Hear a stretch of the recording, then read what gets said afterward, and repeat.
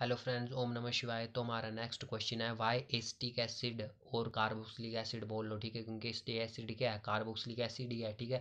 Are stronger acid than phenol, कि phenol के comparison पे एसिटिक एसिड या कार्बोक्सिलिक एसिड क्यों स्ट्रोंगर होते हैं, ठीक है, ये आपको बताना है। तो सेम टू सेम जैसे हमने पीछे किया था कि carboxylic acid are stronger acid than alcohol, same to same आपने वैसे ही इसको प्रूव करना है। रीज़न सेम टू सेम वही रहते हैं, ठीक है। मैंने आपको बताया था कि जब एसिडिक स्ट्रेंथ का क्वेश्चन आ जाए कि ये चीज़ इससे ज़्यादा एसिडिक है क्यों है, ठीक है, तो आपने ये ऐसा शो कर देना होता है कि जो चीज़ जितनी जल्दी H पॉजिटिव आयन रिलीज़ करेगी वो उतनी ज़्यादा एसिडिक होगी। और रेजोनेंस का भी जो फंडा होता है, ठीक है, कि रेजोनेंस होगी इस पे, तो जितने ज़्यादा रेजोनेटिंग स्ट्रक्चर बनेंगे उतने, और जितने ज़्यादा वो स्टेबलाइज होंगे, जितने ज़्यादा स्टेबल होंगे, ठीक है, उतनी ज़्यादा वो जो आपका एसिड है वो उतना ही एसिडिक होगा। अब नाउ यहाँ पे आपको कंपैरिजन करना है कार्बोक्सिलिक एसिड या एसिटिक एसिड और फिनोल के बीच में। तो देखो कैसे आप कंपेयर करोगे इनको, नोट्स मैंने बनाया हुआ है, मैं आपको यहाँ पे समझा देता हूँ। कार्बोक्सिलिक एसिड का केस ले लेते हैं हम। देखो कार्बोक्सिलिक एसिड का आपको पता है, पीछे भी आपने कंपेयर किया, तो सेम टू सेम वो रीजन आपने यहाँ पे लिख लेना, क्योंकि कार्बोक्सिलिक एसिड में कार्बोनाइल ग्रुप है और आपको पता है डबल बॉन्ड है इस पे, तो ये क्या करते हैं, रेजोनेंस पे पार्ट ले लेते हैं डबल बॉन्ड की। रेजोनेंस तभी होती है जब स्ट्रक्चर पे आपका क्या हो, डबल बॉन्ड हो। अगर डबल बॉन्ड नहीं है तो रेजोनेंस नहीं होगी, ठीक है। अब जब इस पे रेजोनेंस, ये क्या है, कार्बोक्सिलिक एसिड, तो आपको पता है ये चेंज हो जाता है कार्बोक्सिलेट आयन पे। क्यों चेंज होता है, क्योंकि कार्बोक्सिलेट आयन क्या है, मोर रेजोनेंस स्टेबलाइज है as compare to this carboxylic acid. तो जो जितना ज़्यादा रेजोनेंस स्टेबलाइज होगी, क्योंकि कोई भी चीज़ की जाती है आज के जो आप देखते हैं आजकल हर बंदा क्या चाहता है कि वो जितना ज़्यादा स्टेबल हो सके, जितना ज़्यादा अपनी लाइफ कंफर्ट बना सके, उतना बनाना चाहता है, ठीक है। तो ये भी चीज़ क्या चाहती है कि मैं भी क्या करूँ, अपनी लाइफ कंफर्ट बनाऊँ। सो कंफर्ट तभी बन सकती है जब कार्बोक्सिलेट आयन पे चेंज होगी ये, ठीक है, क्योंकि कार्बोक्सिलेट आयन क्या होता है, रेजोनेंस स्टेबलाइज होता है। तो ये कार्बोक्सिलेट आयन पे चेंज होगी, साथ में क्या निकल गया, H पॉजिटिव आयन निकल गया। अब नाउ फिनोल के केस में रिलीज, दोनों के केस में H पॉजिटिव आयन रिलीज होगा, ठीक है। ऐसी बात नहीं कि फिनोल के केस पे H पॉजिटिव आयन रिलीज नहीं होगा, बट डिपेंड करता है कि कितनी ईजिली वे में H पॉजिटिव आयन रिलीज कर रहा है कोई आपका एसिड, और साथ में डिपेंड करता है कि कितना रेजोनेंस स्टेबलाइज है। अब देखो फिनोल का ये स्ट्रक्चर है, ठीक है, आपको पता है इसको बोलते हैं हम फिनोल। अब नाउ फिनोल चेंज हो जाता है जब ये H पॉजिटिव आयन निकलता है ना, आपको पता है आपको H ही निकालना है, ठीक है। तो जब ये H निकलता है ना, तो ये फिनोल किस पे चेंज हो जाता है, फिनेट आयन पे। इस आयन को बोलते हैं फिनेट आयन। साथ पे क्या आ गया, नेगेटिव चार्ज आ गया, और साथ में क्या निकल गया, H पॉजिटिव। तो इसको फिनेट बोल लो या फिनोक्साइड भी बोलते हैं इसको, ठीक है, फिनोक्साइड आयन, ठीक है। तो ये बनेगा आपका फिनोक्साइड आयन। नाउ अब इन दोनों की आपको क्या करनी है, एसिडिक स्ट्रेंथ प्रूव करनी है कि carboxylic acid are stronger acid, की ये जो है कार्बोक्सिलिक एसिड ये stronger as compare to this. तो आप ये कैसे प्रूव कर सकते हैं। अब नाउ देखो कार्बोक्सिलिक एसिड, जब कार्बोक्सिलिक एसिड के आप रेजोनेटिंग स्ट्रक्चर बनाओगे तो देखो यहाँ पे कुछ इस तरह से रेजोनेटिंग स्ट्रक्चर बनते हैं कार्बोक्सिलिक एसिड के। तो जैसे कार्बोक्सिलेट आयन है आपका, ठीक है, तो कार्बोक्सिलेट आयन के दो रेजोनेटिंग स्ट्रक्चर बनते हैं। एक ये बनता है R single C double bond O single O, और यहाँ पे क्या है, 6 इलेक्ट्रॉन है। तो जब ये इलेक्ट्रॉन यहाँ पे शिफ्ट करेंगे तो ऑटोमेटिकली ये इलेक्ट्रॉन यहाँ पे शिफ्ट करेंगे, क्योंकि कार्बन की वैलेंसी हमेशा 4 ही रखनी होती है, 4 से ज़्यादा बॉन्ड कार्बन नहीं बनाता है। तो first resonating structure is this, and second resonating structure of carboxylate ion is this. क्यों, एक बार यहाँ पे डबल बॉन्ड लगा दिया आपने, तो दूसरी बार यहाँ पे लगा लो डबल बॉन्ड।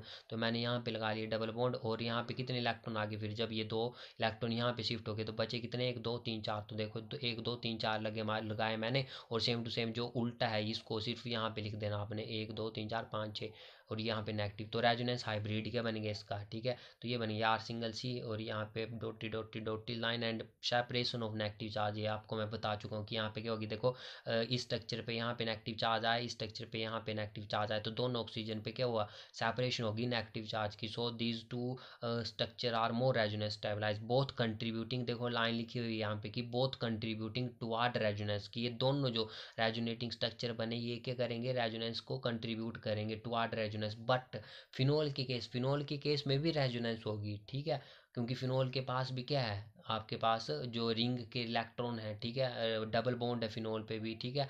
तो फिनोल पे भी क्या होगी, रेजोनेंस होगी। बट जो फिनोक्साइड आयन है, ठीक है, फिनोक्साइड आयन पे चेंज होगा, तो फिनोक्साइड आयन मैंने यहाँ पे बना लिया। अब ये फिनोक्साइड आयन है, अब ये क्या करेंगे, ऑक्सीजन के इलेक्ट्रॉन क्या करेंगे, रेजोनेंस पे पार्टिसिपेट लेंगे।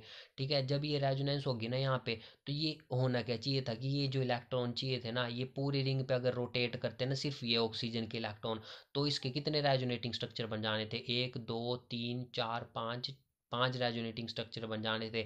बट हुआ क्या, जैसे ये देखो ऑक्सीजन फिनोक्साइड, ये फिनोक्साइड आयन है। ठीक है, फिनोक्साइड आयन पे ऑक्सीजन के ऊपर 6 इलेक्ट्रॉन है। ठीक है, आपको पता है। तो ये 2 इलेक्ट्रॉन जब यहाँ से इस यहाँ की तरफ एरो लगेगा, मतलब ये 2 इलेक्ट्रॉन जब नीचे आएंगे, तो ऑटोमेटिकली ये जो रिंग के इलेक्ट्रॉन है, बेंजीन रिंग के इलेक्ट्रॉन, ये यहाँ पे शिफ्ट होगा। ठीक है, तो हुआ क्या, जब ये 2 इलेक्ट्रॉन नीचे आए, तो यहाँ पे डबल बॉन्ड देखो बन गया, डबल बॉन्ड, और साथ में ऑक्सीजन ने अपने क्या दिए, इलेक्ट्रॉन दिए, तो ऑक्सीजन के ऊपर क्या आ गया, पॉजिटिव चार्ज आ गया। नाउ ये 2 इलेक्ट्रॉन क्या कर गए, यहाँ पे पहुंच गए, तो मैंने यहाँ पे 2 इलेक्ट्रॉन से शो किया, और यहाँ पे क्या आ गई, इलेक्ट्रॉन डेंसिटी बढ़ गई। ये इस एरो को, इस डंडी का मतलब है 2 इलेक्ट्रॉन, मैं आपको बता चुका हूँ। तो जहाँ पे एरो लगा देखो, इस पॉइंट पे लगा एरो, तो इस पॉइंट पे आ गए। नाउ जब सेकंड रेजोनेटिंग स्ट्रक्चर बनाया आपने, जब ये सेकंड से थर्ड रेजोनेटिंग स्ट्रक्चर बनेगा, तो ये 2 इलेक्ट्रॉन कहाँ को शिफ्ट करेंगे, यहाँ को शिफ्ट करेंगे, और ये जो इसके इलेक्ट्रॉन है रिंग के, ये यहाँ को शिफ्ट करेंगे। ठीक है, वैसे ही अगले केस पे सेम टू सेम वैसे ही आपने शिफ्टिंग करनी है इलेक्ट्रॉन्स की।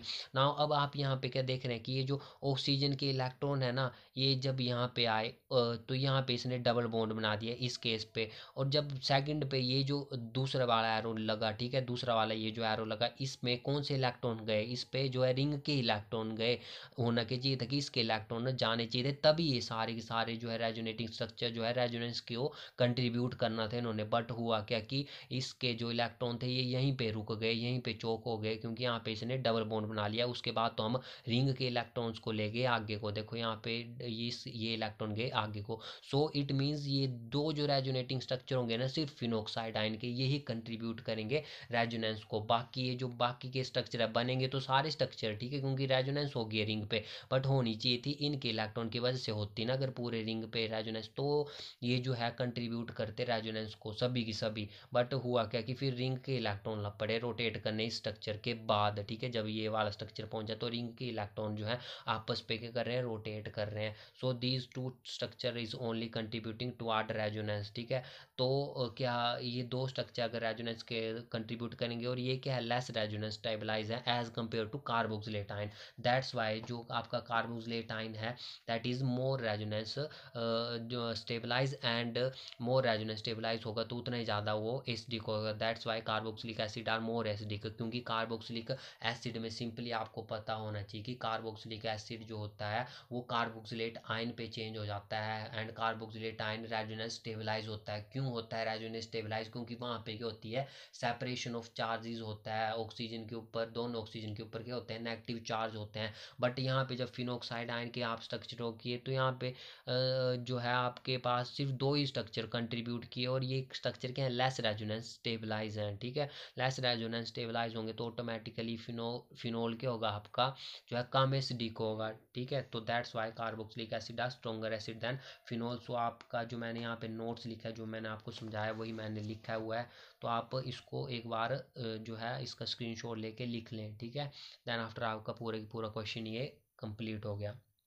वही लिखा है देखो मैंने यहाँ पे कि the two resonating structure of carboxylate ion are equivalent. देखो जो ये दो रेजोन, यहाँ पे भी दो रेजोनेटिंग स्ट्रक्चर बने कार्बोक्सिलेट आयन के, दो ही बनने थे, और फिनोक्साइड आयन के बने कितने, ऐसे तो बने 5, बट कंट्रीब्यूट रेजोनेंस को कंट्रीब्यूट सिर्फ दो ही नहीं किया। ठीक है, तो और वो दो ने तो किया, बट वो क्या थे, कम रेजोनेंस स्टेबलाइज थे। अब सेकंड लिखा था मैंने यहाँ पे कि the two resonating structure of carboxylate ion are equivalent, where is it is not so in case of phenoxide ion, वहाँ पे ऐसा नहीं हुआ। ठीक है, and in carboxylate ion the negative charge is dispersed over the two electronegative oxygen atom। देखो दो electronegative oxygen atom के ऊपर क्या हुआ, नेगेटिव चार्ज डिस्पर्स हुआ, एक बार यहाँ पे नेगेटिव चार्ज आया, एक बार यहाँ पे नेगेटिव चार्ज आया। But whereas it is not so in case phenoxide ion के फिनोक्साइड जो रेजोनेंस स्ट्रक्चर बने फिनोक्साइड के केस पे, उस पे ऐसा कुछ भी नहीं हुआ, सेपरेशन ऑफ चार्जेस नहीं हुए। दैट्स वाई वो रेजोनेटिंग स्ट्रक्चर क्या थे, लेस रेजोनेंस स्टेबलाइज थे। अब ठीक है, वही रीज़न है। ठीक है, पूरा की पूरा। सो दैट आप क्या कर लो, स्क्रीनशॉट ले लो इसका। सो नेक्स्ट वीडियो में हम नेक्स्ट टॉपिक करते हैं। Thank you.